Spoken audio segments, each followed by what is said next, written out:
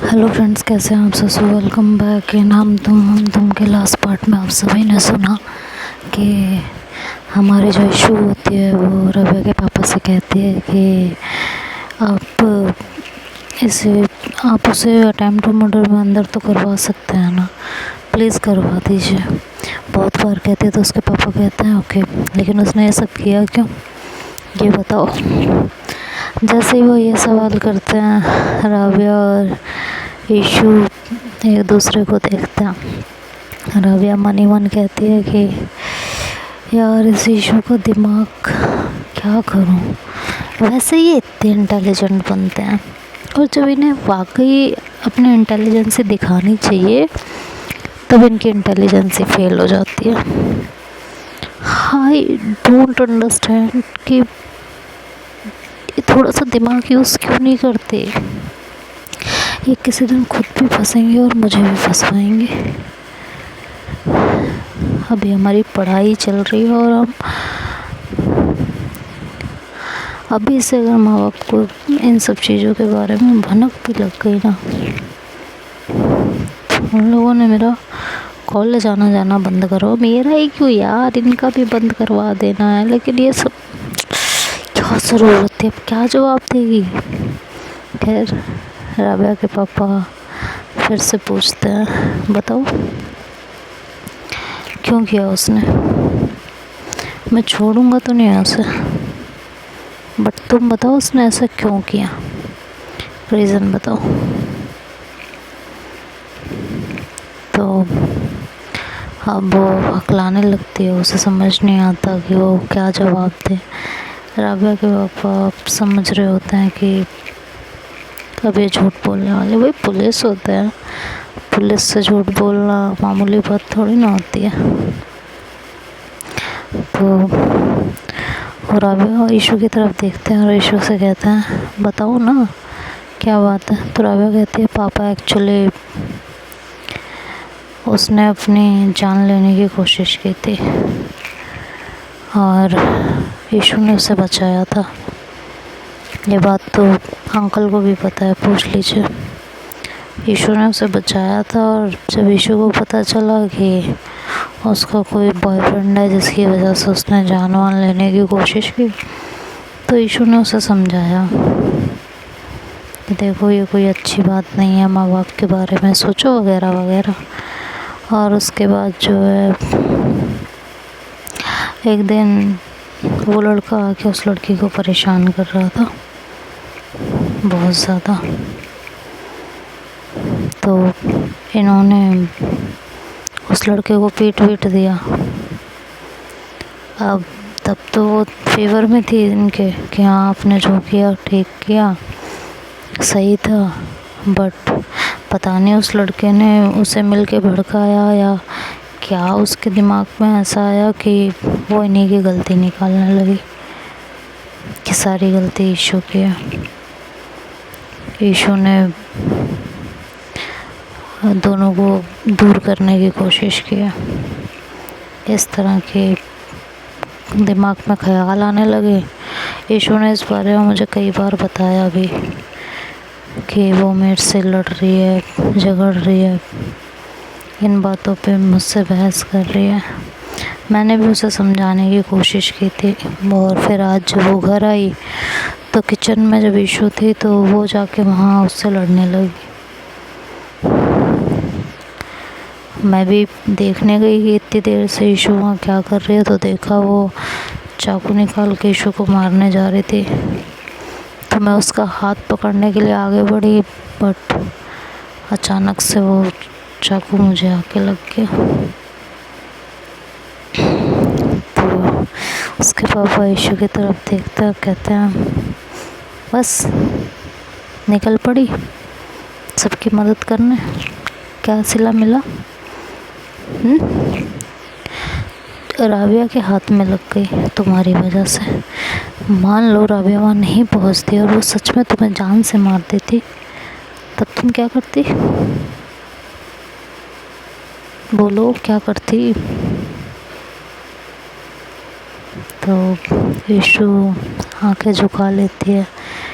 ईशू की मम्मी कहती हैं किसी की हेल्प करना गलत नहीं है इशू, बट किसी को जाने समझे बिना हेल्प करना, उसके इतना क्लोज हो जाना और उससे हर एक चीज़, हर एक बात के लिए खुद पे डिपेंड कर देना, और उसके बाद बिना जाने समझे किसी के भी फट्टे में टांग अड़ा देती हो तुम। हाँ, साइको लड़की है वो। अब तुम्हें समझ में आ रहा है या नहीं आ रहा? जो किसी लड़के के लिए पहले जान देती है, वो लड़का उसे धोखा देता है, उस बात के लिए उसे कोसती है, लड़ती है, और फिर उसी लड़के की वजह से तुम्हारी जान ले लेती है, जान लेने की कोशिश करती है। तो तुम्हें समझ आ रहा है वो किस टाइप की लड़की होगी या नहीं समझ में आ रहा? आई थिंक तुम्हें समझ में नहीं आ रहा होगा, पागल हो ना क्योंकि तुम तो राबिया कहते हैं बस कर जाओ सब, मेरी यहाँ तबीयत ठीक नहीं, और आप सब हो के इस बात को लेके बहस करने बैठ गए हो। पापा कहते हैं मैं उसको जो है अरेस्ट करके रहूँगा। कहती पापा मुझे कोई कंप्लेन ही नहीं लॉन्च करवानी है। आप अरेस्ट किस बेस पे करोगे, मुझे भी बता दो, किस बेस पे अरेस्ट करोगे उसे? जब मुझे कोई कंप्लेन लॉन्च करवानी ही नहीं है तो क्या कह के जाओगे उसे अरेस्ट करने, बोलो।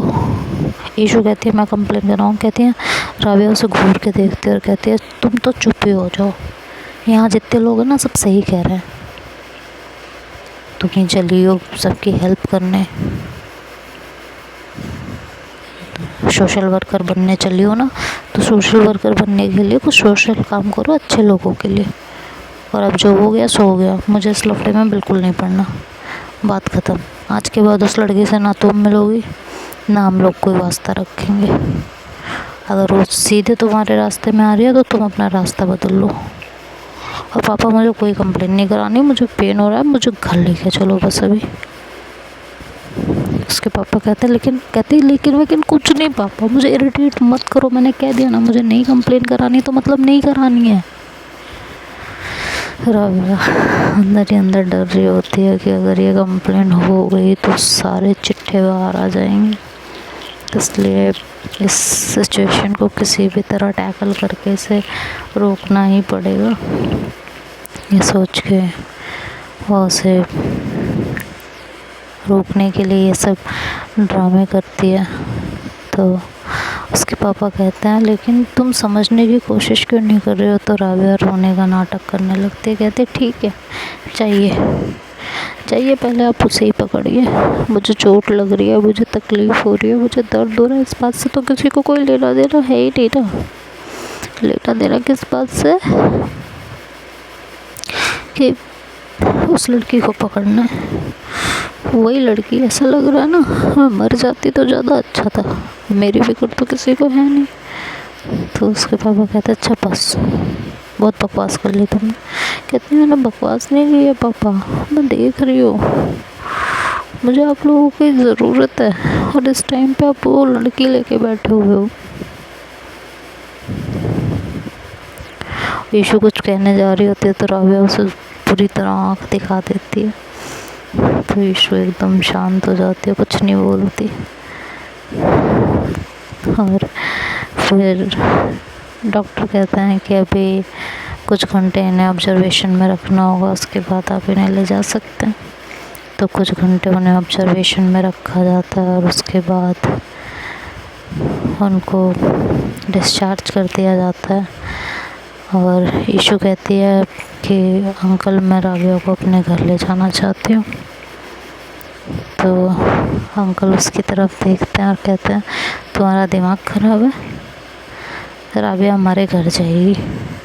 कहती है अंकल प्लीज़, माँ उसकी ज़्यादा केयर हो जाए। कहती है अच्छा तुम्हें क्या लगता है हम राबिया की केयर नहीं करते? राबिया कहीं नहीं जाने वाली, राबिया हमारे साथ जाएगी अपने घर। तो ईशू फ्लो में बोल जाती है कि एक दिन तो उसे इसी घर में आना है। तो उसके पापा कहते हैं क्या कहा तुमने? तो राबिया कहती पापा प्लीज़। फिर राबिया को सुन लेती है और कहती पापा मुझे पेन हो रहा है, प्लीज़ घर ले चलो प्लीज़। तो उसके पापा इग्नोर कर देते हैं और उसे घर लेके आते हैं। इधर ईशू बेचैन परेशान इधर उधर घूम रही होती है। शाम हो जाती है तो वो अपने पापा से कहती है, पापा राबिया को देखने चलें एक बार प्लीज़। तो उसके पापा कहते हैं, अभी तो मिल के आए हो ना आप? कहते हैं, पापा मुझे नहीं पता, मुझे बस राबिया से मिलने जाना है, मुझे राबिया की बहुत याद आ रही है पापा, प्लीज़ पापा। तो कहता है कि ठीक है चलते हैं, बट अभी नहीं, सुबह चलेंगे कल। कहती है, पापा अब सुबह सुबह बहुत देर हो जाएगी पापा। कहते हैं, क्या देर हो जाएगी, ऐसे क्यों बिहेव कर रहे हो तुम? तो कहती है, पापा मेरी वजह से उसे चोट लग गई, मुझे ये गिल्ट अंदर ही अंदर खाया जा रहा है, उसकी जान पे बनाई थी मेरी वजह से, प्लीज़ ले चलिए ना पापा। तो कहते हैं, बेटा मैं कहाँ मना कर रहा हूँ, लेकिन अभी किसी के घर जाना ठीक नहीं है, इस बात को तुम भी तो समझने की कोशिश करो। हम चलेंगे ना, हम मना थोड़ी कर रहे हैं, कल सुबह चलेंगे, ठीक है। उसकी मम्मी भी उसे बहुत समझाती हैं, तब जाके कहीं वो मानती है, और अपने कमरे में बेचैनी से इधर उधर घूम रही होती है। इधर राबिया के पापा राबिया को बोलते हैं, अब जाके तुम आज अपनी मम्मी के साथ सो। तो राबिया मनी मन सोचती है, मैं मम्मी के पास कैसे सोऊंगी, उधर ईशु बेचैन हो रहे होंगे, मुझे उनसे बात करनी, उन्हें समझाना है, और उन्होंने ये जो उल्टी सीधी आज हरकतें की है ना, उसके लिए भी उन्हें समझाना है। तो कहते नहीं पापा मैं अपने रूम में सोऊंगी, अभी कुछ नहीं बदला, मेरे जस्ट हाथ में चोट लगी हुई है, मैं ठीक ठाक हूँ, मैं अपने रूम में जा रही हूँ आराम करने। बहुत ज़िद कर लेती है तो उसके पापा उसे उसके रूम में छोड़ आते हैं और कहते हैं कि फ़ोन नहीं चलाना है, ना ही उससे बात करनी है, समझ में आया, चुपचाप सो जाओ, ये मेडिसिन खाओ और सो। उसे मेडिसिन वगैरह खिलाते हैं और उसे सुलाने की कोशिश करता है। ईशु राबिया भी सो जाती है। जब उसके पापा ये देख लेते हैं कि राबिया पूरी तरह सो चुकी है, तब वो उठ के वहाँ रूम से बाहर आते हैं। तो देखते हैं आगे क्या होगा, ये तो नेक्स्ट पार्ट में सुनेंगे। तब तक के लिए बाय बाय, टेक केयर।